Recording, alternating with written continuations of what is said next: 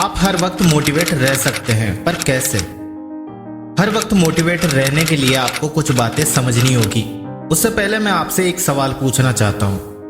क्या आप 10 दिनों की भूख को एक दिन में मिटा सकते हैं? आप कहोगे नहीं, क्योंकि शरीर को चलाने के लिए आपको रोज भोजन करना होगा।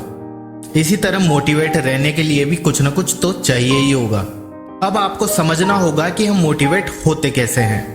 जब हम किसी इंसान के विचार सुनते हैं तो हम अपने शरीर में अलग तरह की ऊर्जा का अनुभव करते हैं। यह ऊर्जा मोटिवेशन कहलाती है और यह जिस इंसान से मिल रही है वह इस ऊर्जा का सोर्स होता है।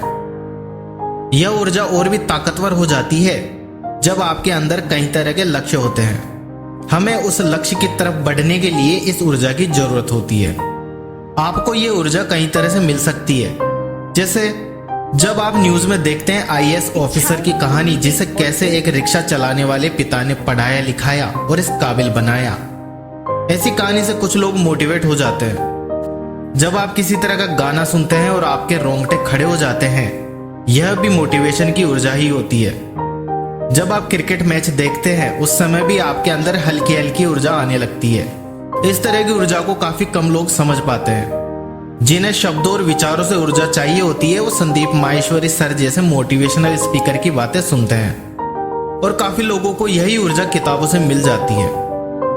जब आपके पास लक्ष्य होता है तो आप जल्दी मोटिवेट होते हैं, क्योंकि जब आप ऐसे शब्द सुनते हैं जो आपको अपने लक्ष्य की तरफ बढ़ने में मदद करते हैं तो आपका मन उन शब्दों से खुश होने लगता है और आपकी इच्छा शक्ति बढ़ जाती है। मोटिवेशन के समय क्या होता है? जब आप मोटिवेट होते हैं किसी भी कारण से तो यह ऊर्जा ज्यादा देर तक नहीं रुकती। यानी कुछ ऊर्जा होती है जो 10 से 15 मिनट तक रहती है, कुछ 2-4 घंटों तक और कुछ पूरे दिन साथ रहती है। यह ऊर्जा कितनी देर तक साथ रहेगी यह डिपेंड करता है कि इस ऊर्जा का सोर्स क्या था और कितना ताकतवर था। यानी ये ऊर्जा कहां से आई, किससे आपको मिली, इस पर निर्भर करता है कि ये ऊर्जा कितनी देर तक आपके साथ होगी। और इस ऊर्जा को डबल करने के लिए आपको उस लक्ष्य को पूरा करने में लगना होगा जो कि उस वक्त आपके दिमाग में चल रहा है। आपको उस वक्त सोना नहीं है, आपके सोने के साथ साथ ये ऊर्जा समाप्त हो जाती है।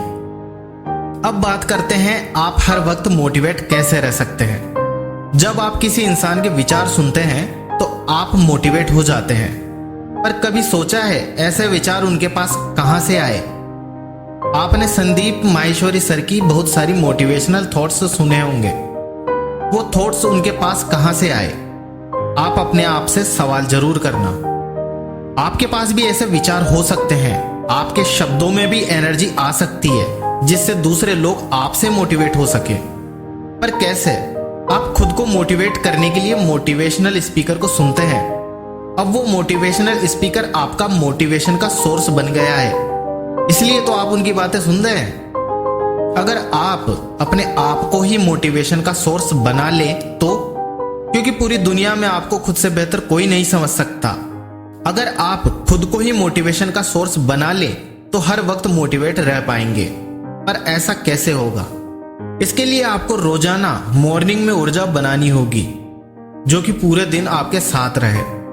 आपको ध्यान लगाना होगा, गुस्से पर काबू पाना होगा, शांत रहना सीखना होगा, लालच को अपने अंदर से मिटाना होगा।